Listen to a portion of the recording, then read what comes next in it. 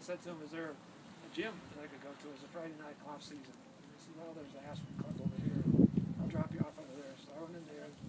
This guy and a guy named Jim Malika, who was the real estate appraiser here at the time, were in there playing handball. I knocked on the door and kind of looked at me like, what the hell are you knocking on the door? We're playing handball. It's sort of, you don't sort of do that. And I said, mind if I play with you guys? And they're kind of looking at me like, who are you? Yeah. Before they had a chance to answer, I started hitting the ball around. Then I was like, oh, okay, you can play. And after that, I looked around for property. It was 3 other guys and myself. I'm going to try to do a joint deal. One of them was unfortunately going through a divorce at the time, so that blew that up. And Ted and Jim basically said, hell with those guys. Here's the place for you. Aspen Square. This is great. And Jim showed me the real estate trends at the time was 3% a year per year, so fine. I plunked down what I thought was an outrageous amount of money for this little tiny place in the middle of this place that I knew nothing about. And, you know, but for him, I would have never even seen it.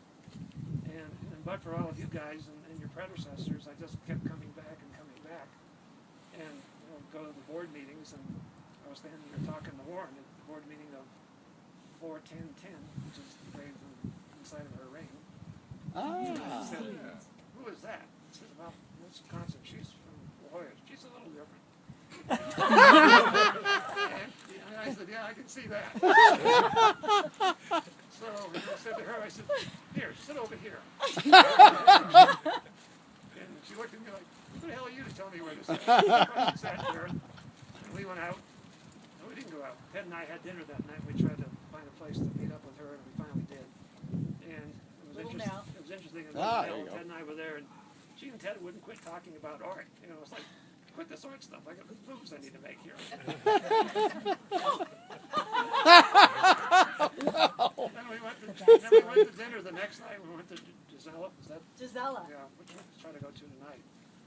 And she proceeds to tell me very early in the dinner. Oh no. Well, and I can't remember what preceded the other, but there were 2 incidents. One of which I said, give me on some wine. And I had to travel the next morning early, so I didn't want any. And I said, well, get some by the glass. And it was something like, I don't see anything interesting by the glass. I think I should have half a bottle of Duckhorn. I was like, whoa. She set the standard right there. And then she proceeds to tell me, she says, you need to understand, I'm high maintenance. And I said, you need to understand you've never met anybody as low maintenance as me. Perfect combination. The average is good. That's right. That's right. And we started with that difference, and obviously the geographic difference. And I think there are many times that both of us basically said to ourselves, this is an uphill climb. You know, this is the thing that you guys do in December when you go up at night and run up the top of the mountain and Chris puts on, which I still can't imagine. But we kept getting through it and getting through it and getting through it, and then we got back to the top of the mountain here. We cheated a little bit, used the gondola, but Wisdom.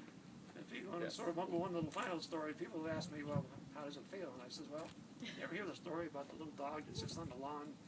You know, and the bus comes by once a day, and it tears after that bus, barks like hell, chases it, and the bus obviously is going faster than the dog. And I feel like the little dog, and all of a sudden the bus stopped. But it wasn't really a bus, it was a Mercedes. You wouldn't know it was a bus. And instead of stopping, I sort of bit into the tire. Then the thing started going. I started getting whipped around. You know, as you didn't envision that down the road, getting all these bumps and bruises. Then the car stopped. And I sort of dusted myself off. And today I've climbed in the front seat. So all right. Nice. All right. There you go. Now we have a hell of a ride in front of us.